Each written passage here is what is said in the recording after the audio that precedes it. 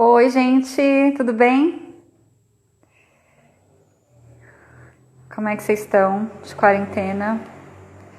Eu vou adicionar aqui a Larissa, que é a nossa convidada de hoje. Vamos esperar ela entrar. Oi, Lari, tudo Oi, bem? oi, tudo bem? Que legal que você aceitou o nosso convite. Ah, Acho que a gente vai ter uma conversa bem interessante hoje. Eu trouxe até uma taça para a gente sextar junto aqui, que com meu chique, suco de velho. uva gourmet, que a pessoa não vai Sextou, beber e fazer entrevista, óbvio. sextou, Então é sextou. suquinho mesmo, mas é suquinho na taça para ser mais chique. Hum. Junto comigo também nós temos aqui a Jaya. Oh, gente, que lindinho. Eu tenho, Ela eu é tenho muito uma linda. felina comigo também. É Persephone. Ai, que linda! Eita, derrubou tudo. Então, que legal. Deixa a galera entrar e a gente já começa. Nossa, já tem bastante gente online, olha só. Que legal. Semana passada foi a Bem-vindos, primeira vez pessoas. que eu fiz entrevistando não, mas convidando alguém. E agora é a primeira vez que eu estou É, sendo a convidada. Então é tudo aprendendo aqui a mexer é nessa. tudo novo. Que legal. É, eu também, Primeira vez assim, a gente não. É... Olha, essa primeira vez está sendo comigo, hein? Que legal. Não, eu tenho achado muito bacana essas lives que a gente tem feito, né, com os convidados, porque é sempre uma experiência nova, sempre uma vivência diferente, às vezes, do que a gente conhecia, né? Sim, E aí a gente trouxe a Larissa hoje aqui justamente por isso. A Lari, ela acompanha a nossa página já tem um tempo, né? sim. E a gente se conheceu num outro grupo também de relacionamentos não monogâmicos. E a Larissa, ela está estudando sexologia, né? Ela está se especializando na área de não monogamia, de parafilias, né? Que é um nome que eu acho que muita gente não sabe exatamente o que significa ou sabe de uma maneira distorcida, né? A Sim. maneira que eu conhecia mesmo as parafilias dizia muito respeito a perversões, né? Até relacionado a algumas patologias. Sim. Então, eu vou deixar que a Lari se apresente e fale mais um pouco dessa área de formação dela. Bem-vinda, Lari. Obrigada. Então, meu nome é Larissa, eu fiz 30 anos esse ano. Eu sou bacharel em educação física. Eu já morei na Uhum. Austrália, já fui casada, já separei. Não tenho filhos, não quero ter filhos. Uhum. E trabalhei com pilates, com dança, com terapias complementares. Trabalhei bastante tempo é, com bastante atenção, assim, bastante estudo com óleos essenciais lá na Austrália. Aí separei, voltei para cá e aí ano passado eu tava com ideia de passar uns 6 meses aqui e voltar para a Austrália. E no fim Uhum. eu senti que não era o momento de voltar e senti falta de estudar. E essa área da sexologia sempre foi uma área que me chamou muita atenção. Foi uma área que eu tive um apoio legal da escola, minha mãe gostava de comprar livros adequados para minha idade a respeito. Então eu gostava de Uhum. conversar sobre isso com as minhas amigas. Eu era até meio que uma referência, assim, elas queriam ver os livros e tal. E eu sempre tive uma cabeça mais aberta, assim, com essa questão da. Não sabia os termos, né, de não monogamia, mas naquela Uhum. época era o ficar. Eu pensava muito na coisa séria do namoro e tal, mas entendia a diferença do ficar, que não era aquele compromisso. Uhum. E aí, ano passado, eu acabei resolvendo fazer a pós-graduação. Então, eu estou fazendo a pós em Educação em Sexualidade Humana, na Unisal, em São Paulo. E antes disso, eu já estava com esse novo relacionamento que estou até hoje. Inclusive, estou agora quarentenando com o ser humano. Uhum. E E fala pra gente um pouco sobre essas áreas que você se interessa mais, né? A não monogamia é algo que a gente já vem conversando aqui, sim, mas eu fico curiosa também para entender o que você, de uma maneira técnica, né, entende por parafilias. sim. As parafilias, em 2013 é que receberam essa nova roupagem e ficou Hum. bem nítida a diferença entre transtorno parafílico e a parafilia. Então, Ah, tá. parafilia seria qualquer desejo, esse erotismo fora da curva, fora do que se acha comum, normal para aquela sociedade, para aquele tempo.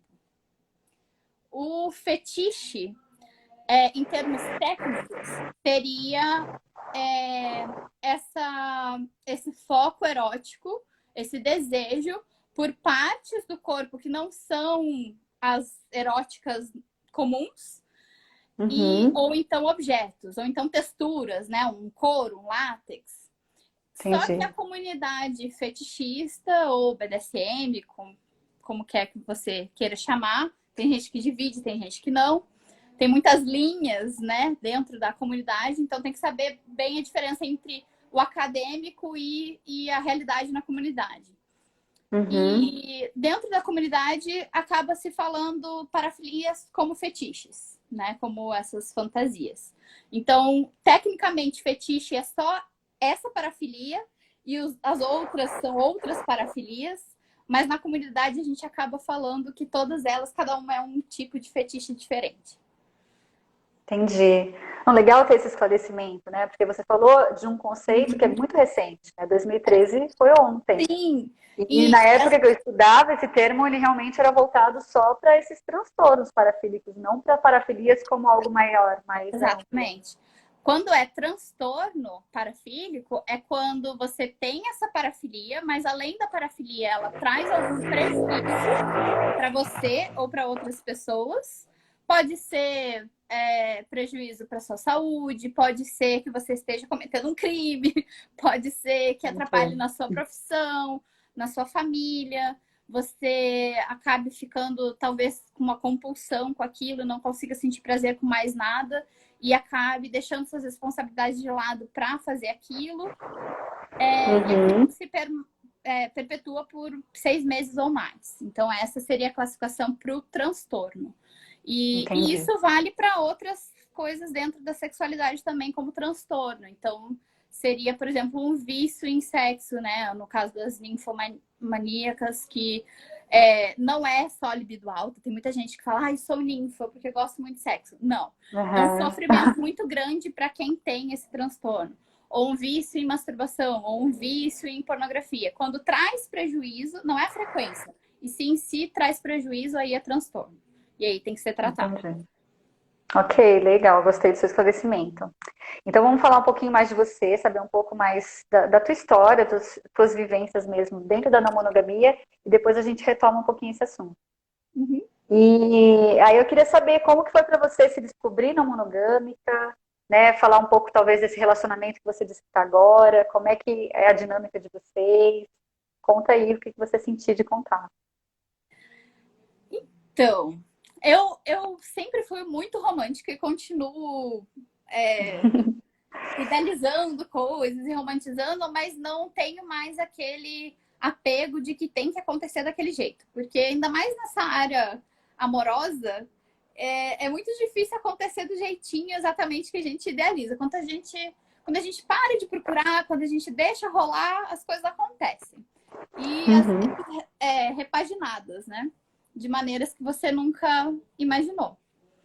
Então, eu sempre tive essa tendência no início de ficar só com uma pessoa. Eu comecei a dar os meus beijinhos já mais tarde do que a maioria dos coleguinhas no colégio. Mas comecei a namorar cedo, a ter essa coisa de compromisso cedo.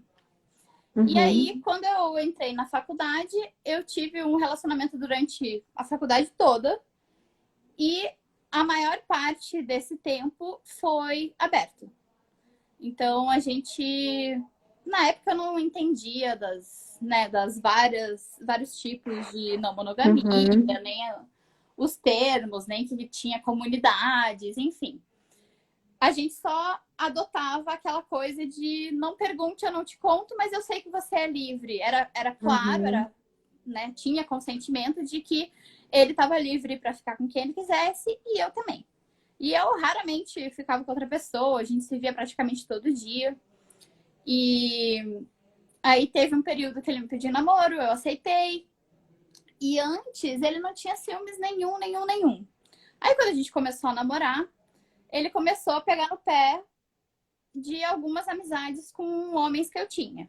E eu sempre tive, desde os meus 12 anos, muitos amigos homens. Eu comecei a jogar golfe e tem muito mais jogador homem do que mulher.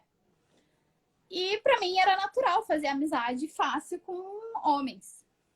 E aí ele começou a pegar no pé sem motivo.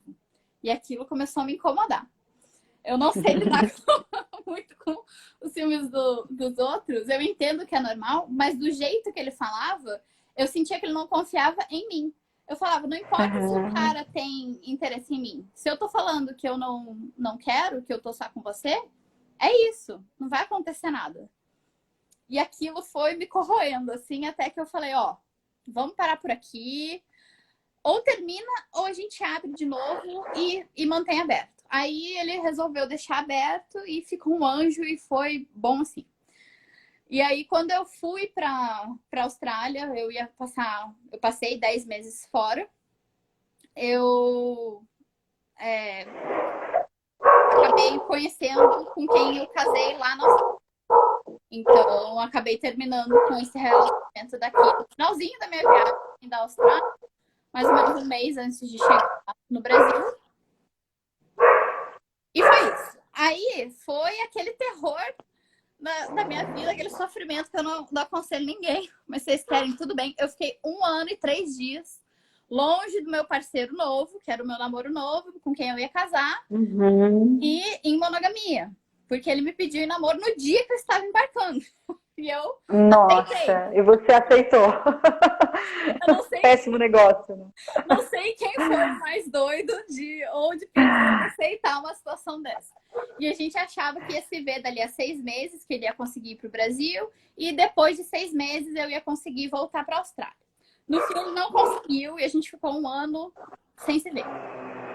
Mas eu consegui. Não sei como até hoje, fui fiel nessa fase da minha vida. E foi muito sofrimento, até porque ele não gostava muito de conversar virtual, porque primeiro que o horário era muito complicado, porque são 12 a 14 horas de fuso, dependendo da data do ano. E ele trabalha com computador, então ele não queria ficar mais tempo ainda no computador, enfim. Ele é muito bom pessoalmente, mas virtualmente não. Então foi bastante sofrimento, eu não recomendo ninguém. Não, além da relação monogâmica, a distância ainda é de fato pedir para sofrer, né? Mas foi uma experiência super válida. Teve uma vez que eu até falei com um amigo meu, ai, dá vontade de beijar só alguém, só pra ter uns beijinhos. Mas nada, é só isso que eu quero. Ele não faz isso, porque daí você vai se sentir mal, não vai ser a mesma coisa. E realmente, se eu tava me propondo aquilo, né, não tinha porquê. Você quis cumprir com esse contrato. E antes, né, quando eu tinha o relacionamento aberto, eu tinha muito essa visão de é legal ter o relacionamento aberto até ele amadurecer e você escolher a pessoa e aí casar e aí fecha. Então, eu tinha mais essa noção de que é normal o ficar e o aberto. Até existir um comprometimento. Enquanto você não casa. Então, você vai estar ali, né, curtindo a vida, experimentando coisas diferentes para ver o que você gosta, quem você gosta mais, quem é mais compatível, para daí ficar junto mesmo. E eu entrei no casamento, a ideia de passar o resto da minha vida com uma pessoa. Eu não conheço ninguém que entre no casamento já pensando em divórcio. Eu acho que se você tá entrando, né, já pensando nisso, eu acho que o divórcio é bom, você não ter a pressão, né, de ter que passar o resto da vida com aquela pessoa, independente de qualquer coisa. Mas essa mentalidade de já entrar pensando no divórcio não faz sentido. Então, eu entrei e tava bem com a monogamia. Antes disso, já tinha tido namoro, inclusive à distância também, Joinville, eu em Curitiba. E levei na boa a monogamia, gostava. E tanto a monogamia quanto a não monogamia tem suas vantagens, né? E eu tava a maior parte do casamento super em paz com isso. Depois de 4 anos e meio, se não me engano, é que a gente acabou entrando em crise por inúmeros motivos. E aí eu, na 4ª tentativa de pedir divórcio, consegui pedir o divórcio. E aí, quando eu pedi, eu estava aqui no Brasil, passando 2 meses aqui com a minha família, e ele estava lá na Austrália ainda. E quando eu conheci pessoalmente o meu parceiro atual, o Lucas, eu tinha ficado há dias, menos de um mês, divorciado, né? Terminado, só não tinha assinado a papelada ainda. Tava esperando chegar na Austrália para assinar e voltar. E aí eu conheci ele eu já conhecia ele online, na verdade, mas a gente nunca tinha conversado no PV nem nada, era só num grupo e tal, em comum. Conversava às vezes no grupo, nada demais. E aí a gente se viu nesse evento e foi muito legal, porque daí a gente, né, super se curtiu e tal. E aí, deixa eu pegar seu contato.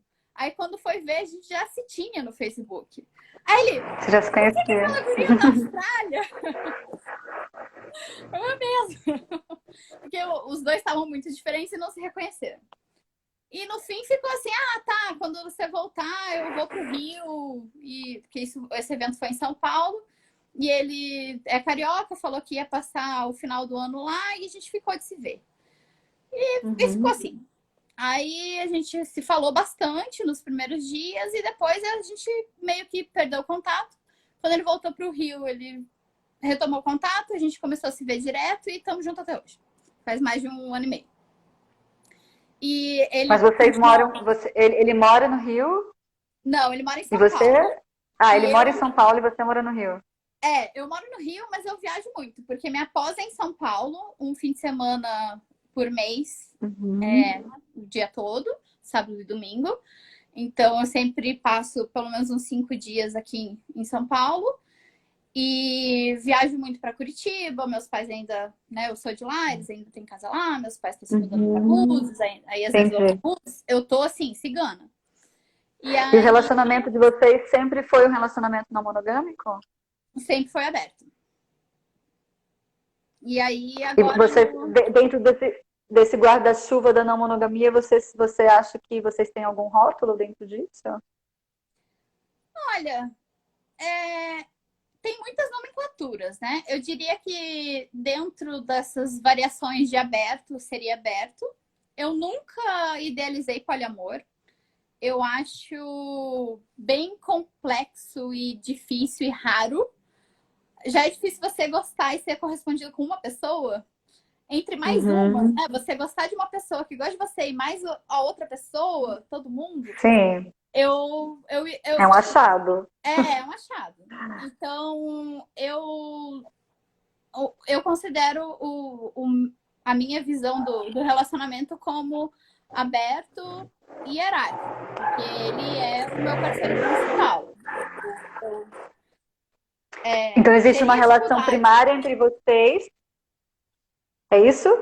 E aí vocês têm essa abertura para ficarem com outras pessoas, mas a relação de vocês é a principal, é isso? Isso. Entendi. Assim, eu nunca idealizei poliamor, mas também não sou fechada a isso. E no nosso caso nem teria como.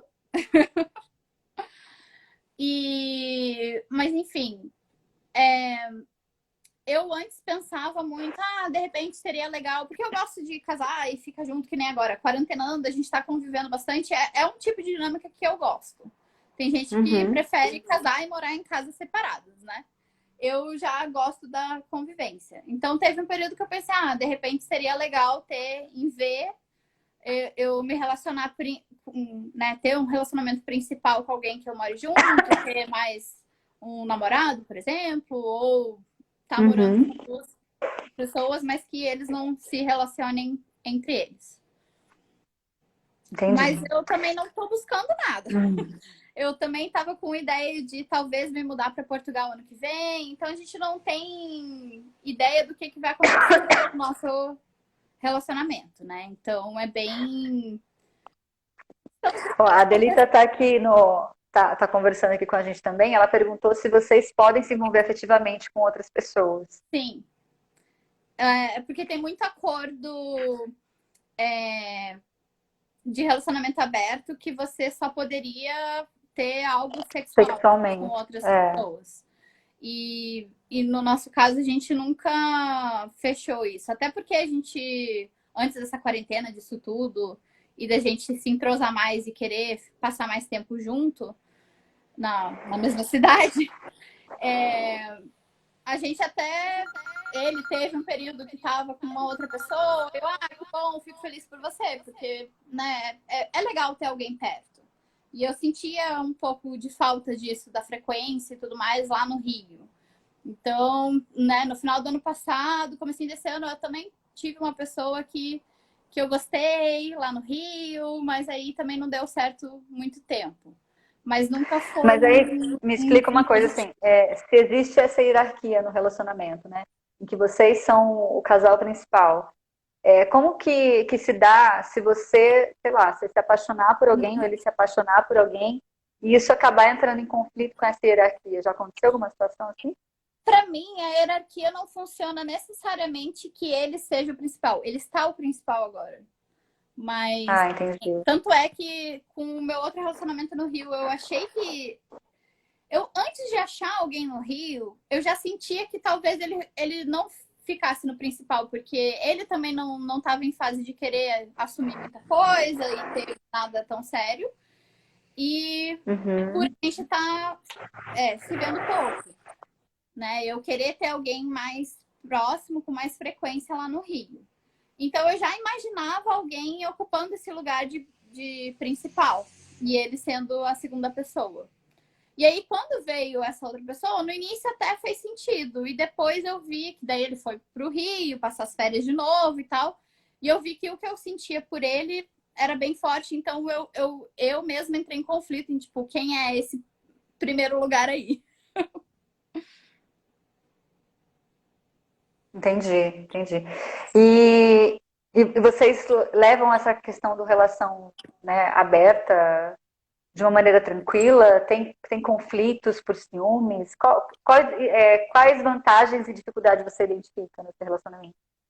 No início era muito a questão do... Não chegava a ser que nem o meu da faculdade de não pergunte que eu não conto, mas era mais a questão do sentido de eu gostar de falar. Conheci não sei quem, beijei, não sei o que lá. E ele não entrar para um lado, sair para o outro, ele não gostava. Eu gostava de escutar, mas ele não gostava de contar, ou não estava acontecendo nada. E aí ficou essa coisa meio... Tá, não vamos contar. E aí, em fevereiro, a gente mudou um pouco várias coisas dentro dos nossos acordos. E uma das coisas foi qualquer coisa que aconteça, qualquer pessoa que a gente fique, que a gente vá contar. Mas a gente não ficou com mais ninguém. E desde de julho do ano passado que eu tive essa pessoa que eu gostei no final do ano e foi isso. Então acaba sendo muito tranquilo, até porque vocês também não têm uma frequência, né, maior de parceiros, parceiras. Eu queria retomar com você, né, aquilo que a gente começou a conversar no começo, sobre essa relação de fetiches e parafilias. O que acontece, né? A gente, dentro da não monogamia, a gente busca deixar muito claro essa diferença, né, do que é uma relação ética não monogâmica com o que seria o que as pessoas às vezes buscam, até distorcem, né, acreditando que você vai buscar um fetiche dentro do poliamor, dentro da não monogamia. né? Sim. Então, assim, existe essa divisão muito clara, né? A gente busca sempre deixar claro que, ok, você gostar de swing, ok, você gostar de orgias ou qualquer outra coisa, né? Não é problema nenhum, mas isso não é poliamor, né? E uma das maiores dificuldades que a gente tem, principalmente nesses grupos de Facebook, são pessoas procurando um terceiro para fazer homenagem, né? Que ótimo, legal, né? Mas ainda muito distante do entendimento do que seria um relacionamento de fato no monogâmico. Né? Que Sim. relacionamento requer essa responsabilidade afetiva, requer essa continuidade, requer vários aspectos que a gente está bem trazendo aqui na página. Né? Uhum. E aí eu queria que você trouxesse um pouco, assim, como que se dá essa correlação, né? Porque eu vi que são duas áreas que você se interessa. Se você entende que existe algum entrelaçamento entre as duas, se Tem. não existe, como é que funciona isso? É bem legal de ver, porque tem vários desses problemas que a comunidade não monogâmica séria acaba sofrendo dessas pessoas, ou curiosas, ou que realmente só querem usar a máscara do poliamor, mas na verdade só querem um sexo casual com mais pessoas. E na comunidade fetichista, o pessoal reclama muito também de pessoas que acham que, por exemplo, as mulheres que gostam de certas parafilias vão ser mulheres fáceis. Vão ser mulheres que vão querer fazer sexo muito mais fácil. Só que não é verdade. E assim, por mais que algumas sejam, assim como no mundo fora da comunidade fetichista, a maioria não é. E tem muita gente que pratica fetiche sem contato genital nenhum, sem sexo, sem nem beijo na boca. Então, uma coisa é uma coisa, outra coisa é outra coisa. Outro aspecto importante de deixar claro é que não monogamia é uma coisa, as parafilias são outras. Elas podem ser completamente separadas, assim como a pessoa pode gostar das duas coisas. Então, tem pessoas que só gostam de swing, né? São não monogâmicas, mas não querem essa parte afetiva, de compromisso. E tá tudo bem. Tem o pessoal, né, de relacionamento aberto ou de poliamor, né, em diferentes configurações. E tá tudo bem também. E tem muita gente do poliamor que não gosta de nenhuma parafilia. Simplesmente eles, né, são capazes e cultivam e assumem que gostam de mais de uma pessoa, amam essas pessoas e querem um compromisso com essas pessoas. E não querem nenhuma parafilia. E tem gente das parafilias que não consegue entender a não monogamia, que é assim, é muito, porque o ciúmes é imenso, tem muito jogo de ego, tem muita coisa da posse também, a hierarquia é muito forte, então é mais complicado. E Então, também... assim, deixa eu entender uma coisa. É comum também, então, assim, pessoas que pratiquem, né, o BDSM, o fetiche, delas terem relações mais exclusivas, a maior, o que existe de mais frequente aí, você identifica? Ou não dá para saber? Eu acho que a maioria seria não monogâmica no sentido de praticar parafilias com várias pessoas. Mas geralmente elas têm um relacionamento principal. E aí elas praticam fetiche sem, né? Pode estar de roupa, sem beijo, sem contato genital, sem nada. Sem necessariamente haver uma relação erótica ali. Ou afetiva. É erótico, as pessoas... Ah, não é sexual. Tem gente que considera sexo, mas não seria o coito, né? Não seria nada genitalizado. Então, as pessoas poderiam praticar diferentes coisas, né? Diferentes parafilias, diferentes práticas fetichistas, sem ter esse relacionamento afetivo e sexual com essas pessoas. E tem Ou seja, não seria, nesse caso, não seria o que a gente consideraria na monogamia como infidelidade. Então, a pessoa pode ser monogâmica e mesmo assim ela praticar essas parafilias com outras pessoas. Tem gente que considera isso também como um tipo de não monogamia. Porque você acaba trazendo o erótico e uma energia sexual para essa prática, mas você pode fazer sexo com esse parceiro assim como não. Então aí vai depender. Mas tem muita gente no mundo fetichista que é monogâmico, é casado, só tá com aquela pessoa, pratica só com aquela pessoa e não consegue entender como é possível a pessoa lidar e explodir, ver os outros que estão na não monogamia também. E eles falam, meu Deus, eu no lugar dessa pessoa ia estar explodindo de ciúmes. No nosso caso, o Lucas nunca teve ciúmes de nada. Ele nunca teve ciúmes de parceria nenhuma dele. Todas as, né, as mulheres que ele ficou, ele nunca teve essa coisa de ciúmes. Ele já nasceu desconstruído, que não precisou associar amor a ciúmes. Eu tenho ciúmes, mas não é aquele ciúmes doentio de ficar enchendo a paciência. Tanto é que eu aceitei desde o início e até hoje é aberto, né? Se eu fosse ciumenta demais, ele não ia me aturar, eu não ia me aguentar e também não ia dar certo. A Adelita está perguntando aqui, que ela disse que não entendeu, se o BDSM é uma parafilia. Sim. BDSM, na verdade, é um acrônimo para várias parafilias, tá? Bondage, dominação, disciplina, submissão, sadismo e masoquismo. Então, aí entram vários jogos, várias parafilias aí. Tá? O bondage seria a privação de movimentos e de sentidos. Então, é amarrar, algema, prender, colocar numa jaula, enfim. Venda, tampar os ouvidos, é isso. Colocar alguma coisa na boca, né? Tudo isso entra no bondage. A disciplina seria esse jogo de você colocar a pessoa numa hierarquia abaixo de você, meio que à força. E essa pessoa que tá abaixo nessa hierarquia, ela é meio que rebelde. Ela fica provocando e testando o poder dessa pessoa.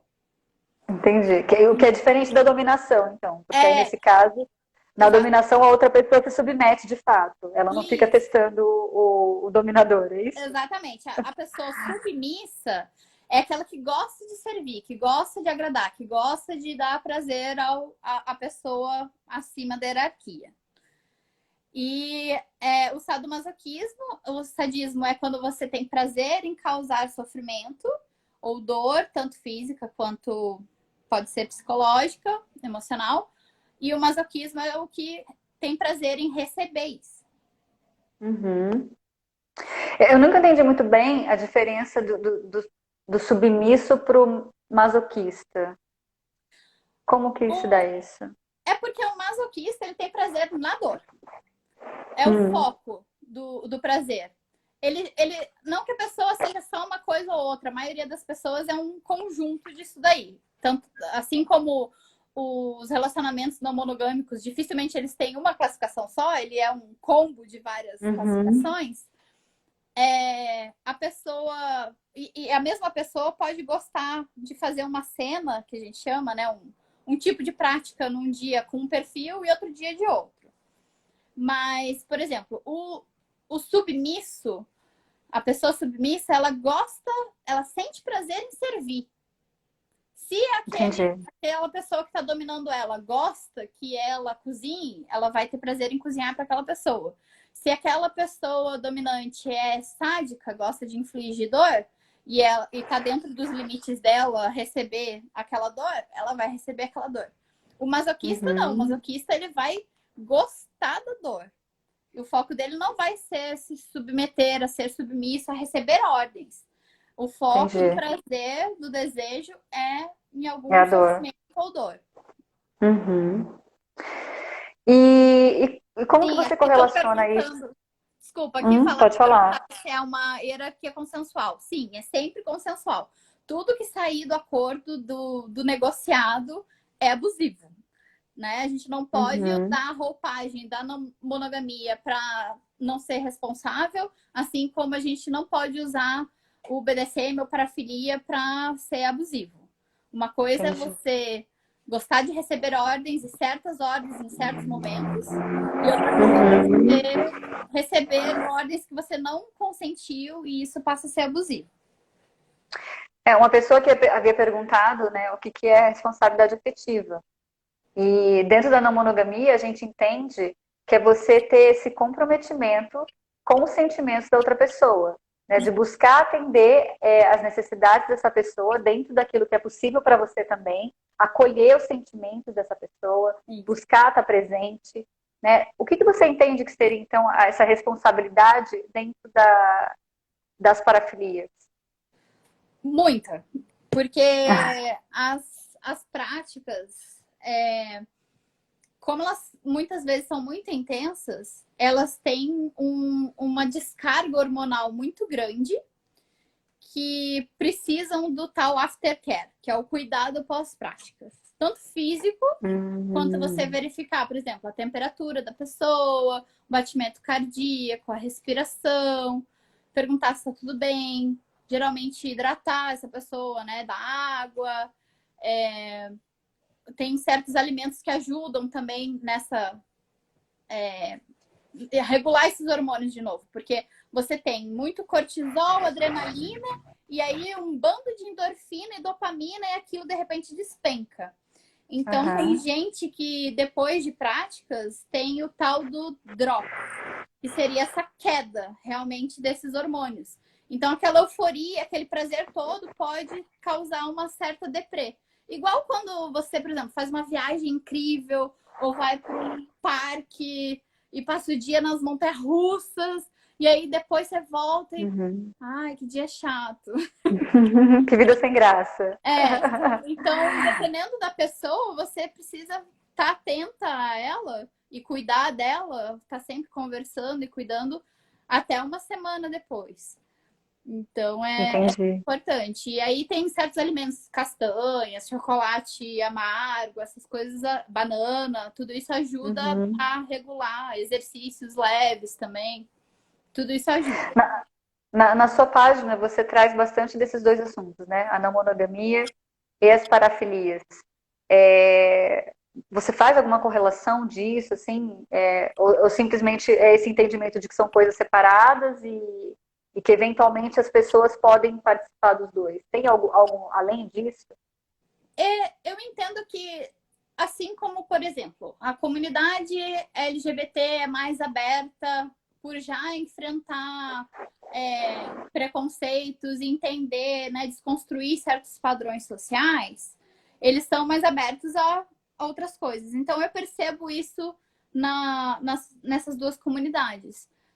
Na não monogamia, é obviamente muito comum terem pessoas LGBT, né? Ainda mais no poliamor, porque na monogamia você ainda consegue duas ou mais pessoas héteros praticarem, mas se você já fala de poliamor, vão ter pessoas LGBT ali. Não tem como você sair disso.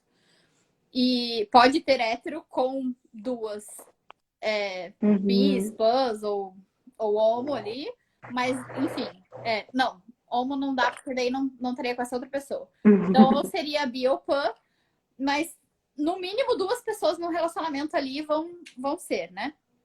Então, é comum de ver. E na fetichista também é comum as pessoas serem um pouco mais abertas para não monogamia. Mas também tem pessoas monogâmicas. Então tem um pouco de tudo. É que a gente pensa em parafilias, a gente acha que são pessoas muito esquisitas, que são pessoas que a gente não convive, e não é assim. Tem enfermeiro, tem advogado, tem engenheiro, tem de tudo. E o que você acha dessas pessoas que vão buscar fetiches ou parafilias nos grupos de poliamor? Eu acho que a pessoa que gosta de fetiche e é não monogâmica, ela tem que deixar claro. Eu não acho errado deixar claro que ela gosta disso, tá? Porque eu já vi muitas pessoas linchando, assim, outras por... Na hora da apresentação, o pessoal colocar, eu sou, sei lá, um casal, por exemplo, dominador e submissa, estão procurando mais uma pessoa que goste e que tenha um perfil mais submisso. Mas que eles têm intenção realmente de ser um poliamor, até de morarem juntos, de casarem. Mas eles também gostam de fetiche. Então eu não vejo problema nenhum da pessoa se apresentar, já que ela realmente expõe quem realmente ela é.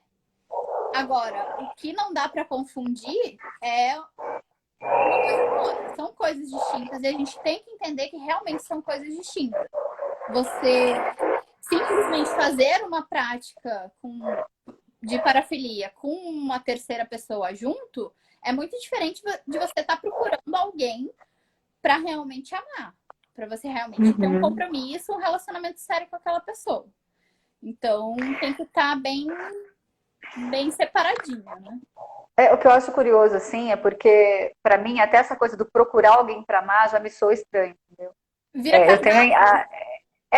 eu tenho a sensação que é o tipo de coisa que, assim, do jeito que a gente acaba se apaixonando por uma pessoa e, de repente, essa pessoa passa a fazer parte da sua vida, uma outra pessoa que apareça também vai acontecer dessa maneira, Sim. né? Agora, classificados de amor não me soa algo natural. Porque você pode até, tudo bem, sei lá, procuro alguém para me relacionar, mas esse alguém, na realidade, vai ser alguém que você está procurando para conhecer, né? Para sair com você, para transar com você, mas você não sabe se aquilo vai ser um relacionamento, se vocês vão ter afinidade, se vai existir um afeto real entre as pessoas. Sim. É algo que é construído, de acordo com a convivência, enfim. Por isso que eu acho, às vezes, meio estranho isso, né? Quando essa galera vem colocar qualquer tipo de classificado, não importa se é alguém que vem, né, do BDSM ou simplesmente, né, essas coisas do procura-se alguém. Mas o que eu vejo que é bem frequente é que as pessoas que buscam um fetiche, elas vão procurar alguém especificamente para poder dar conta, né, dessa necessidade sexual. E aí eu acho que acaba isso conflitando, às vezes, com essa ideia, pelo menos que eu tenho, do que seria um relacionamento. Né? Porque eu acho que uma coisa é incompatível com a outra. Né? Ou você acaba se relacionando com alguém porque você desenvolve um afeto, e não o contrário. Né? Então, assim, não existe uma meta disso. Você se apaixona e então você quer se relacionar. Então, primeiro vem o amor, né? Depois vem o desejo de relacionamento.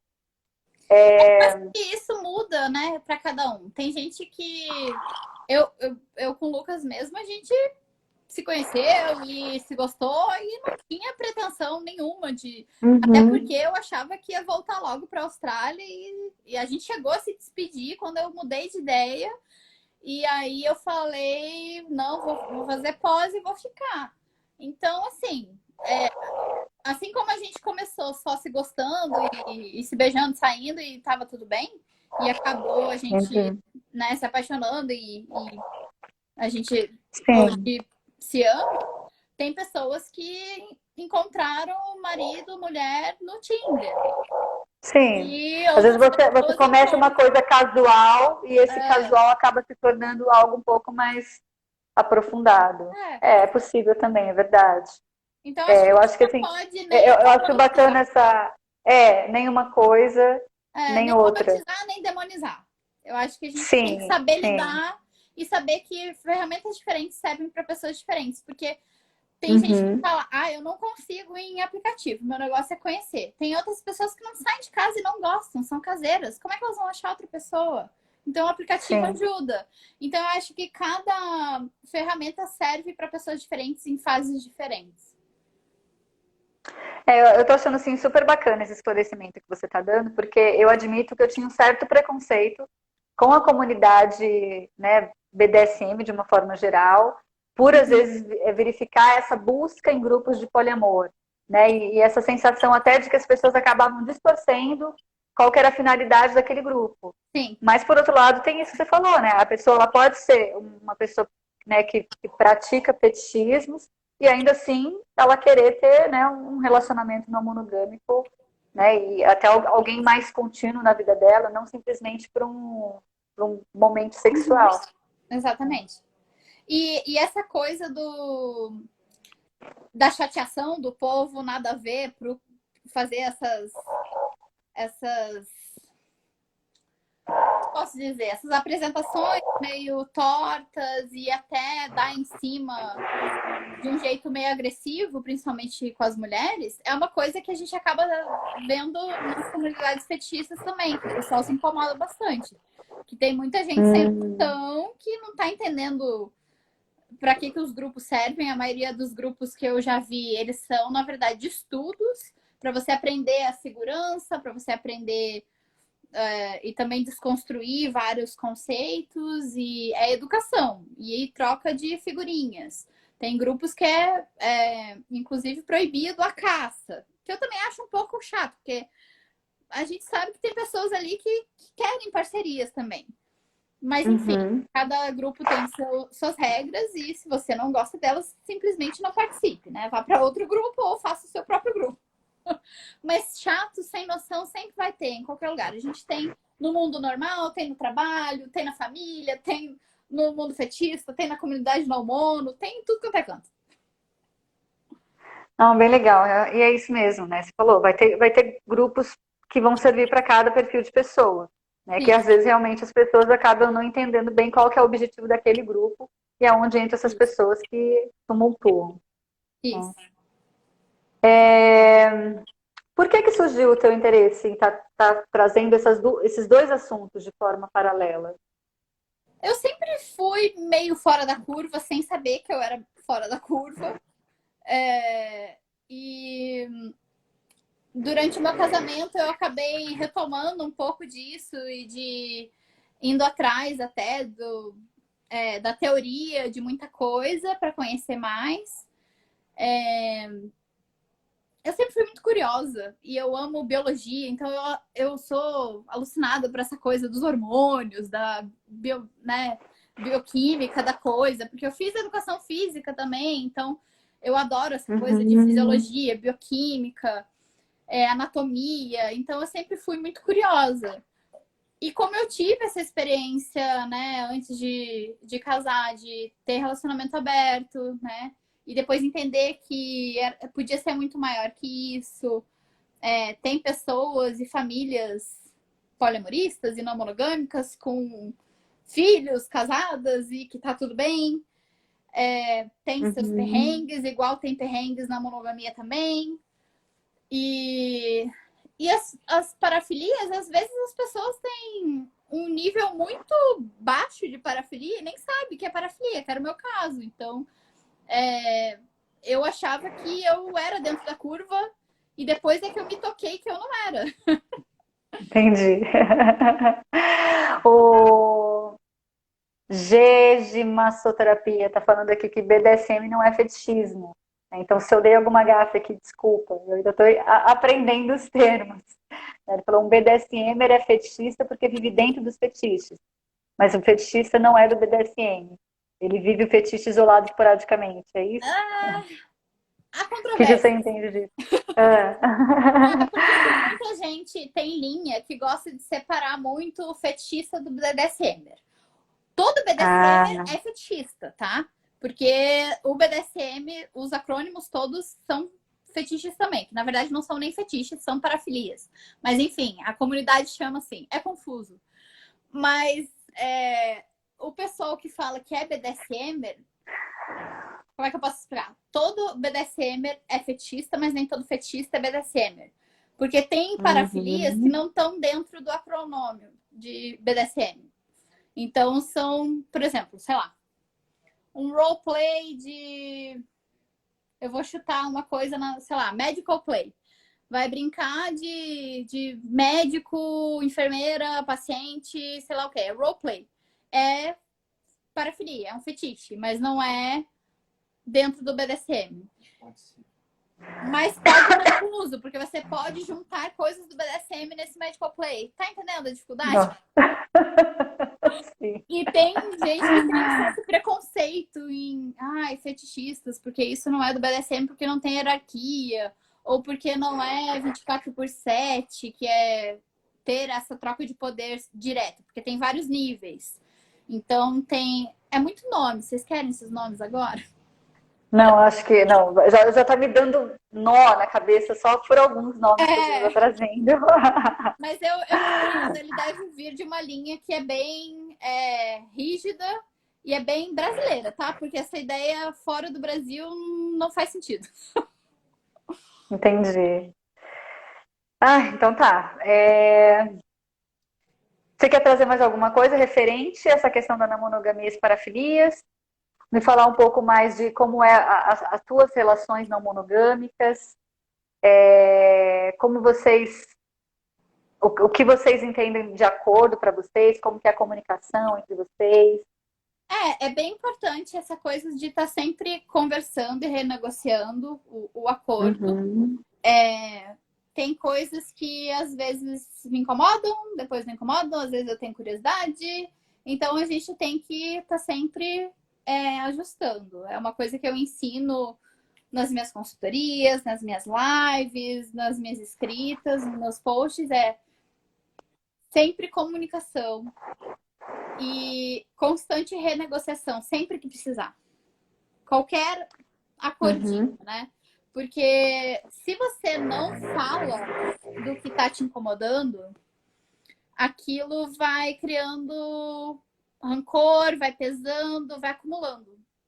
E aí, às vezes, Uhum. você acaba estourando por uma coisa muito pequena, mas porque você foi acumulando várias raivinhas, vários, né? Rancor aqui, rancor ali, vai minando. Então, é Então não, importante. já não existe mais o don't ask, don't tell na tua vida. Não, não. E eu acho que é válido, tá? Eu não, a gente teve um período assim que eu desisti de contar qualquer coisa, porque eu vi que não levava a nada.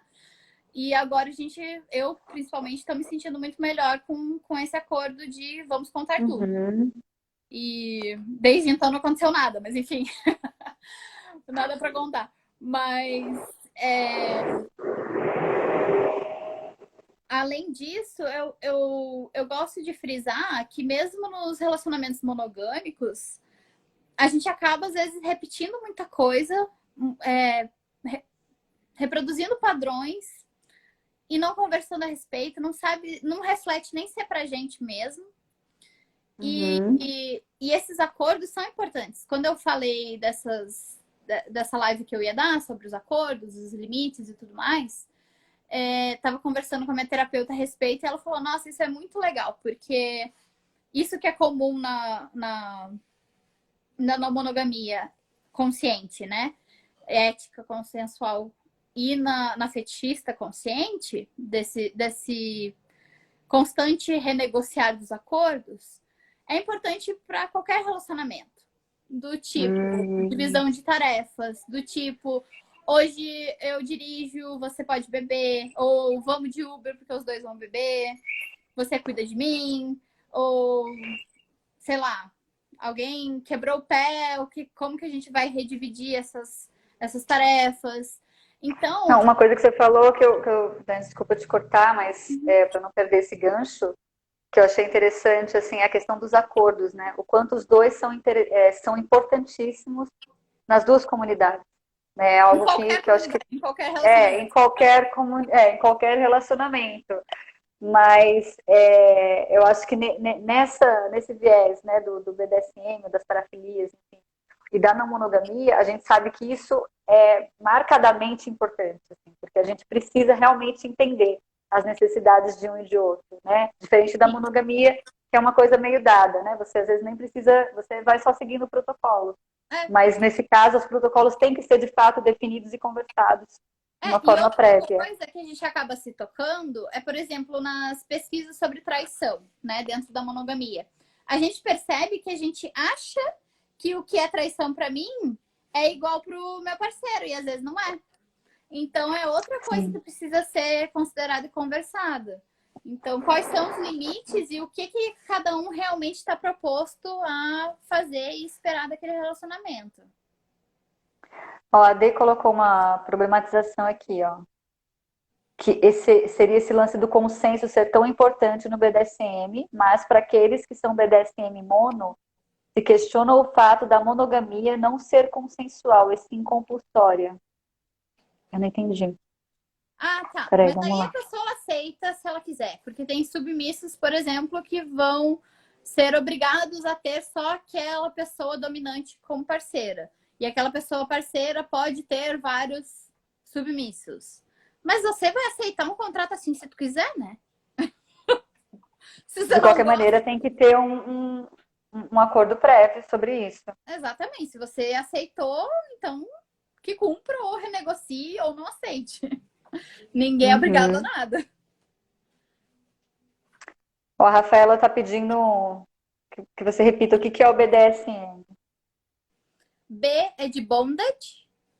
O D é de disciplina e dominação. S, submissão e sadismo. M, masoquismo. Ok.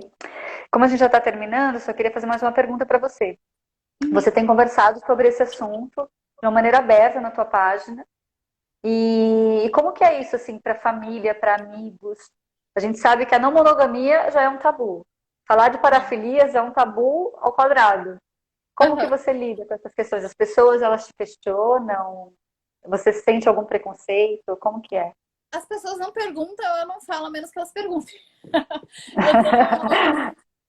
Eu tenho uma prima com quem eu falo mais, o meu irmão, às vezes eu falo alguma outra coisa. Eu tenho uma prima que sabe de quase tudo, assim, meu. Que a gente, desde pequena, é confidente uma da outra. Mas eu converso mais com as minhas parcerias, com as comunidades que eu faço parte, com os meus amigos, se eu quero. Eu acho que o que é privado e eu não preciso necessariamente, para defender bandeiras, trazer o meu privado para o público. Eu acho que as pessoas que querem sair do armário, ótimo. Quem não quer ou quer sair aos poucos, que saia no seu ritmo, né? Eu ainda tenho muito receio. Eu sei que é muito tabu para a maior parte da família e amigos da família que são mais velhos de escutar e conversar sobre esses assuntos que são tão tabus, né? Então, eu, quando escolhi a pós-graduação de ser uma sexóloga, eu sabia que eu ia acabar enfrentando isso. E essa é a primeira vez, na verdade, que eu tô falando de mim nessa entrevista, porque esse era o foco, mas em momento nenhum, em material nenhum meu da minha página, você vê eu falando diretamente das minhas preferências. O máximo que você acha lá é sobre shibari, que são amarrações que não necessariamente as pessoas levam para o erótico, mas que pode ser também levado para esse lado. Então, eu acho que é isso. Eu acho que eu não preciso chocar a minha família, nem ninguém, nem a sociedade com as minhas preferências, porque não vem ao caso também, né? Eu posso trazer a visão do geral, e eu falo de muitas parafilias que eu não gosto, de coisas que eu nem quero experimentar nunca na minha vida, mas eu conheço pessoas que fazem, eu já ouvi falar, já estudei, e posso falar delas. Então, agradeço, né, que você esteja confiando aqui um pouco da tua história pessoal também, de estar se abrindo, de falando coisas particulares, e também pela tua disponibilidade em trazer tanta informação, de tirar algumas dúvidas. Eu acho que isso me ajudou também a diminuir esse preconceito que eu acabava tendo com algumas, né, essas diferenças entre as comunidades, e até acho que o fato de uma certa ignorância mesmo, né, de compreender algumas coisas. Fiquei interessada em saber mais, de me aprofundar, né, na parte teórica. Então, muito obrigada, Larissa, por estar aqui testando com a gente. E acompanhe a Larissa na página dela, ela também tem um canal no YouTube, né, Lari? E a gente vai ver até se consegue deixar essa gravação do nosso vídeo para ela também estar passando para os seguidores dela. Isso.